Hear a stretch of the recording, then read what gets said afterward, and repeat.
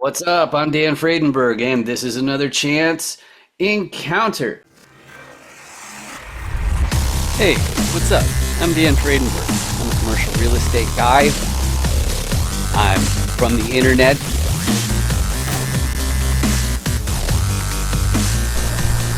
We're seeing more properties like this being built in front of a house that's going to be torn down soon. I understand that there are power lines that are getting kind of close. What's up again? This is Dan Fredenberg, and that there is a commercial real estate building.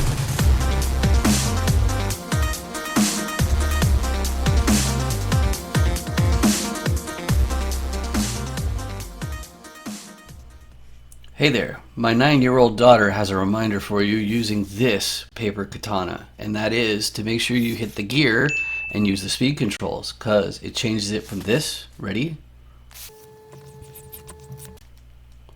into this.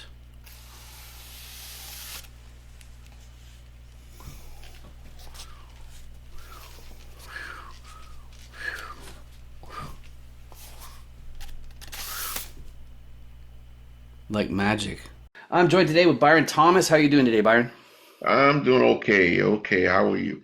I'm fantastic. After all, I don't know if you're aware of this, but today we are joined by my very favorite member of the audience. And what's my favorite audience member here? Well, it's because this is a chance encounter where I interview commercial real estate players. That means deal sponsors, syndicators, passive investors, buyers, sellers, all that kind of stuff. And you might ask yourself, why on earth would you want to do something like that? And the answer is, if you've ever heard of the private off-market deals, these are the ones that not necessarily, like maybe the brokers haven't even touched yet. Well, you should know that SEC and securities attorneys, they say that you really ought to have documentation of your prior substantive relationship, or else the SEC can take away your business in the form of rescission. That's really bad. That's paying everybody back plus interest. You don't want that. So I have people on here. They talk about their buy box and all those sorts of things as far as where they're focusing in commercial real estate. Before we get into too many specifics, Byron, do you want to introduce yourself a little bit? Well, my name is name is Byron Thomas. I'm a real estate investor, totally into the space of the apartment buildings. Mhm, It's very secure place to be, as far as I see. mhm, Um, Barrier to entry is depends on your education level. It's not too bad to get it. It's not too hard to get into. mhm, You know. mhm, mhm. And then Absolutely. I'm learning a lot more as I go, and that's the big part is that my learning has to keep on going, Mhm, has to be very fluid. It can't just stop mhm, mhm. because that impedes progress. Absolutely, absolutely. And that's the good thing about this format is that you, yes, you in the audience, you will learn how to more effectively communicate on the subject of commercial real estate deals while you find out how my guest fits into those deals. And the first part that I do for that is I focus on the 5 distinct motivations. Before I do that, though, I always like to say, but wait, check your eight. Now, Byron, I don't know if you can see through the camera or not, but down there, the user might have this subscribe button that they probably haven't clicked yet. They really, yeah, it's of course. Yeah. But what can you do? All right, the 5 distinct motivations. Now, I have interviewed literally hundreds of different commercial real estate players on this show, and everybody has their own unique reason why. But I found that they fit pretty efficiently into these 5 categories. And the reason why it's important to know people's motivation for being involved in these commercial real estate deals is because when the going gets tough, we need to have some sort of indication of what's going to keep this person from throwing in the towel. And the first motivation of which is preservation of purchasing power. What on earth is that? Well, some people, they already have a portfolio of assets, or at least they are high earners, and so they have income that they want to put away so for another rainy day. And when you're in this situation, what's special is that you're not going to be doing deals just for deal's sake.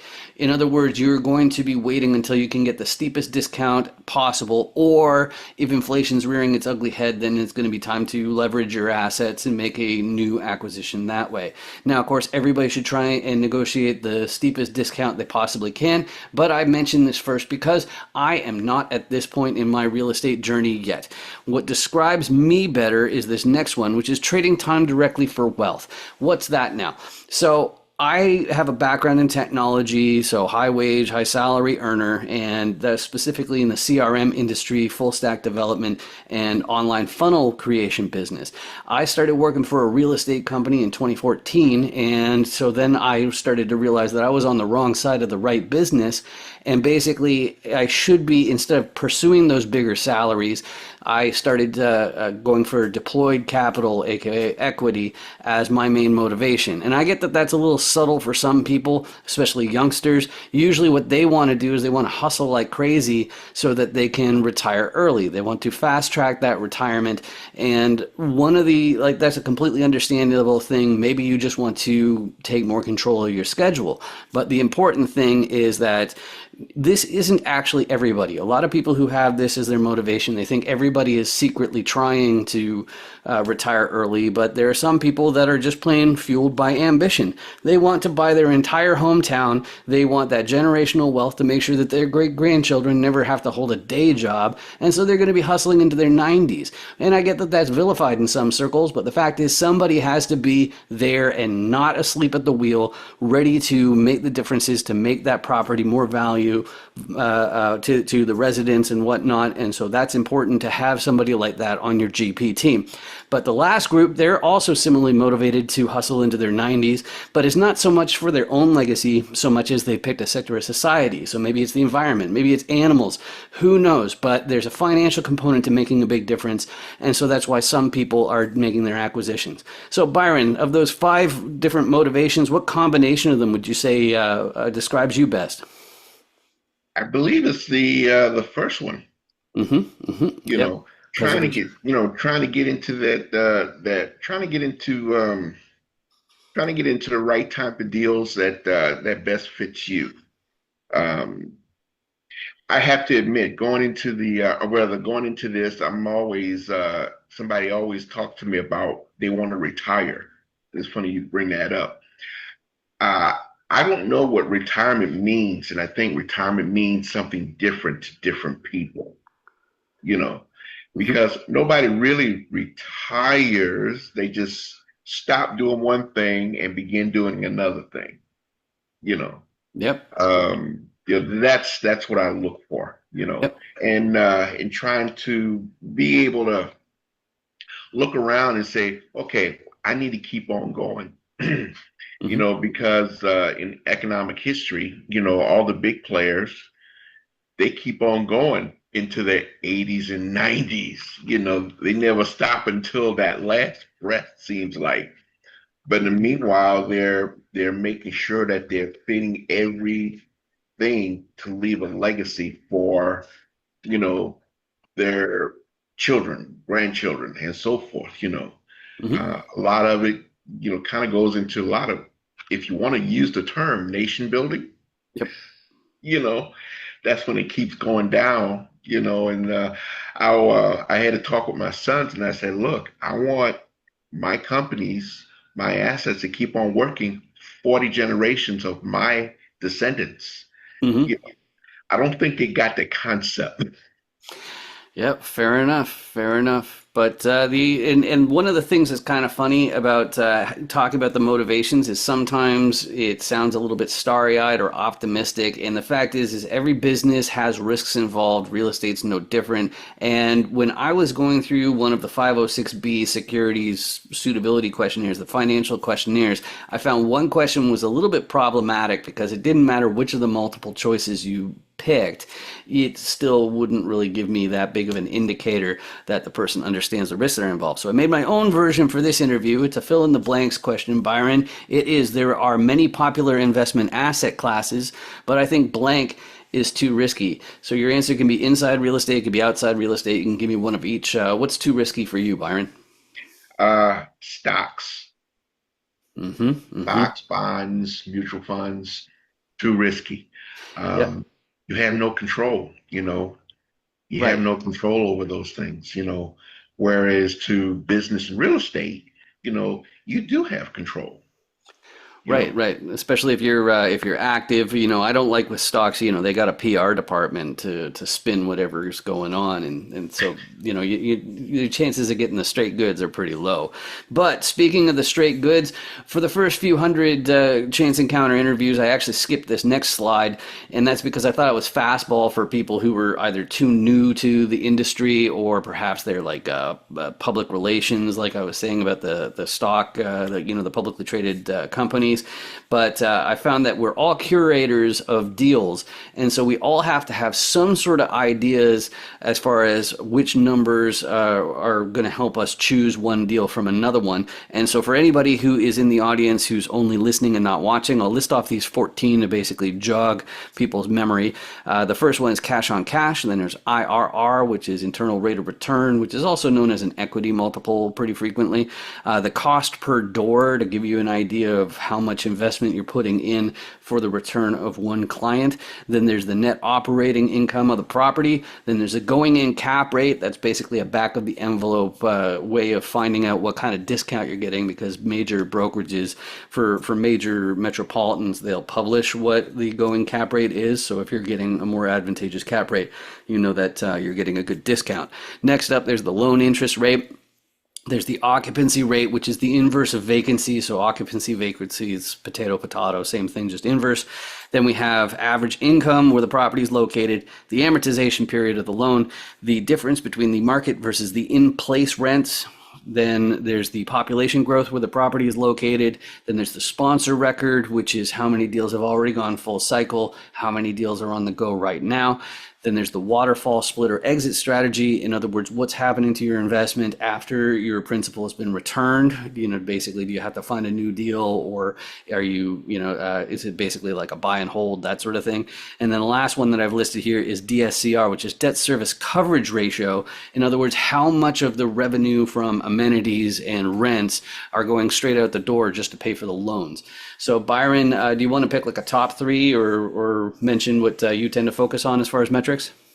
Focus on cash flow. So net operating income is really important. You know, um, I used to work at a bank, and when my customers would come back and they want to get a loan on their property, the first thing I always look at was the net operating income. Where other people in the sales department, they look at the income of the asset. Instead, net operating income is the thing that you grow. That's the part you have control of, you know, and it is a direct relationship to the expenses, Mm-hmm. you know. Your average income is another one. What's the average income for a property, and break that down to per door. What's the average income per door, and then what's the market is saying, you Mm-hmm. know, and your DSCR, well, DSCR, you got to watch that. Those are the top three that I would look at. They all track where the money is going and where it's coming from. Mm-hmm, mm-hmm. I just So, love that answer. I'm just gobbling it up like a delicious subscribe sandwich. We see, there's a recurring theme here. I'm trying to be very subtle with my hints here, but that's time to bring out the Dan Does Deals Commercial Core Competency Cube to find out the exact role that my guest fits into these deals. And as I go through these 6 different roles, you're going to notice that it will help you more effectively communicate on the subject of commercial real estate deals and the team that's involved in them. And if you're watching and going, wow, I need to get one of those cubes, you can go to dandoesdeals.com. It's absolutely free. You can just click on it and it goes straight to the PDF. You can print it out and show it to your friends and family, because that effective communication is going to be the maker or breaker of your real estate future. I have no doubt of it. But the first role I want to talk about is the repositioner. Repositioners are the most public-facing people in a commercial real estate deal. They're the ones who are often deal finders. They have to do some sort of underwriting, in the sense that they have to do the math. They have to find out, is this property actually even making the amount of money that the seller slash broker is claiming it is? And, are they playing any fun and games? But the the main reason why they're called repositioners is because they're figuring out how do they find additional upside. Now, the most unusual or unintuitive part of being a repositioner to finding more upside is they generally have a big circle of financiers. So that's lenders, bankers, private investors, all that sort of thing. And these guys, they do not deal with day-to-day issues. They only deal with paperwork, with the owners, and with capital. So they're not the people who are unclogging toilets or anything like that. And the reason why repositioners have to have a big circle of financiers is because if you can secure a more advantageous loan, aka cheaper money, that goes straight to the profitability of the property. So that's why they need to know lots and lots of financiers and investors and whatnot. But the next more intuitive spot that a repositioner is going to look is at the operations, figuring out where those Benjamins are going down the toilet and doing something about that. Of course, Yes. there's more to operations than just unclogging toilets and collecting rents and mowing lawns. Me personally, in my GP experience, it's been also to hop in not only in automation and technical aspects of the business, including, whatever web-based applications, inventories, basically all that computer techie stuff. But the other thing is that even if you are looking at bigger properties, which I tend to focus on, 100 units or more, and usually in that case, you're going to be outsourcing the property management to a third party. And the thing that you Yes. have to understand is the deal killer is that is vacancy. So if your property management company cannot get units filled, then somebody on your GP team, like me, has to step in and get those units filled. And so that's basically explaining the role that I tend to play. But of course, there's only so much you can do with operations. So the next thing that a repositioner will generally have on their mind is to get a contractor team involved to do a value add. In other words, renovate the place so that the future residents will be happy to pay more rent than the previous ones. But it's not that simple. There are plenty of things you can do and spend money on that will not translate to an increase in your net operating income. And then you also have to make sure that people are staying on schedule and not using subpar materials. And if you're like me, see, I don't know if you know this about me or not, but I'm from the internet. That means I need locals. I need boots on the ground. I need somebody who can be there in an hour or two, because that will not be me. I'd still be stuck at an airport, so I need somebody who can be there soon and keep an eye on the contractor team, make sure they're doing their job, make sure that the operations team aren't sloughing photographs or misrepresenting the state of the property. Now, of course, the last thing that a repositioner is going to run into, I like to use as a hypothetical. And if you have some sort of guru or mentor or coach or something like that, I encourage you to listen to this next part particularly carefully. Let's use the hypothetical of, you're an engineer or a physician or an attorney or something like that. Maybe you already have some Airbnbs, some rentals, something like that. And so you get this idea in your head of, hey, if I go into the office and I hit up my colleagues, I say, well, I want to take over that 350 unit apartment complex. I bet you if we all pool together for the down payment, 100K each or something like that, we could take it over. So full of confidence, you turn around to the financiers, the banks, and you say, I need tens of millions of dollars to buy that great big building over there. You don't happen to have, say, tens of millions of dollars you want to lend us, do you? Well, they're going to halt you right in your tracks right there, because they're going to be asking you, who's your sponsor? Who's your KP? What's that Yeah. all about? Basically, if you're going to be eligible for a commercial real estate loan, the banks and lenders need some sort of proof that you're not just going to run the property down into the ground and lose all of their money. So they're going to require that somebody in the fold already owns a similar asset. In other words, if you're looking at a 350 unit apartment complex, somebody needs to already own a 350 unit apartment complex, or at least thereabouts. On top of that, you need a certain amount of liquidity, being able to prove that you can run the business. And then you also need collateral, in other words, a balance sheet between the GP team of at least the amount of the loan. But you have all those pieces, you got yourself a commercial real estate deal. So Byron, I know that was really, really fast, more for the audience's sake, but of those different roles there, which pieces of the puzzle do you expect to take up in your next deal? Well, I guess I'm going to be the repositioner. I can look. The repositioner looks at everything. He's the umbrella. So he's able to look. The part that I come from, and I'm becoming acutely aware of this now. I come from the security background of everything, so I see things in the back door, so to speak.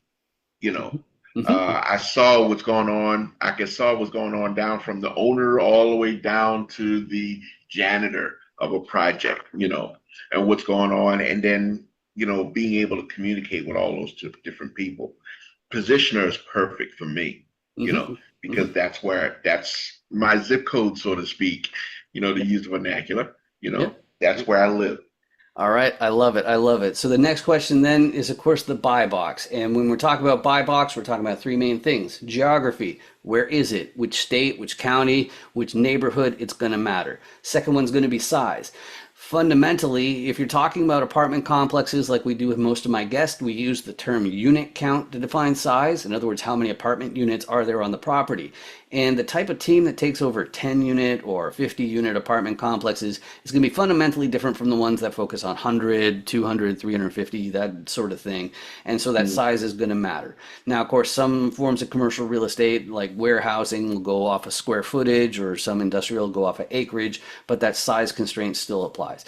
Now, the third one I like to call desirability, but the term that everybody uses is class. I like desirability because it's two different parts. First one is the condition, and then the second one is the area. If you're talking about condition, we're talking about how beat up is the place, how recently has it been renovated, is it a recent build, what sort of amenities are included.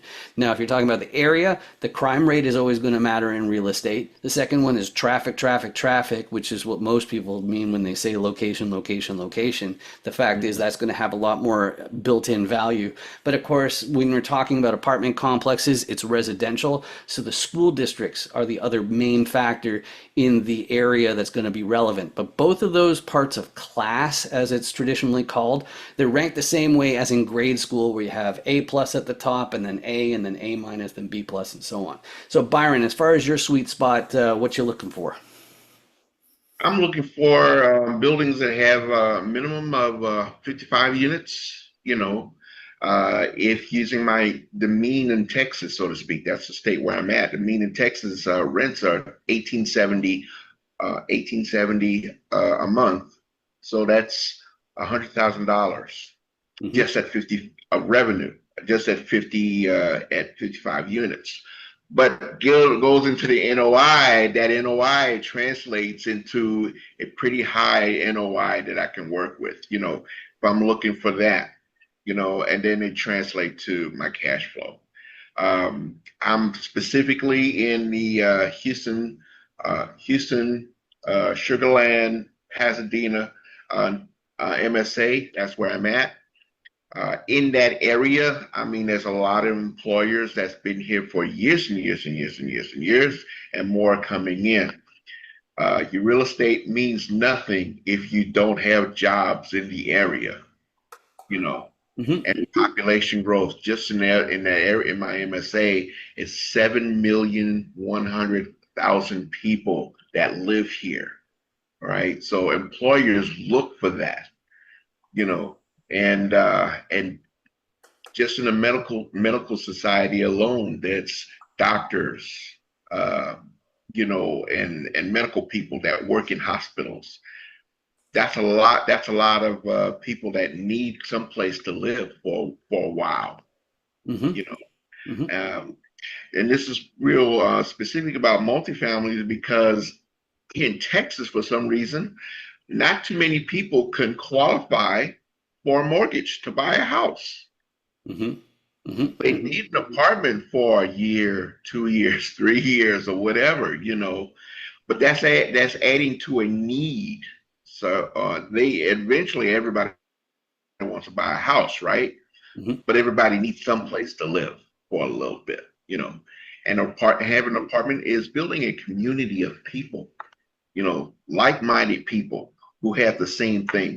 They have, whether it's a profession, family, um, hobbies, it's a community. And one of the apartment complexes I lived with, I mean, I was pretty close friends with at least 10 other tenants. That was pretty cool. Not to mention property management, had a monthly party. I love those. I Yeah. love monthly Yeah. parties. That's Yeah. the kind of thing I want to create in the assets that I'm looking for.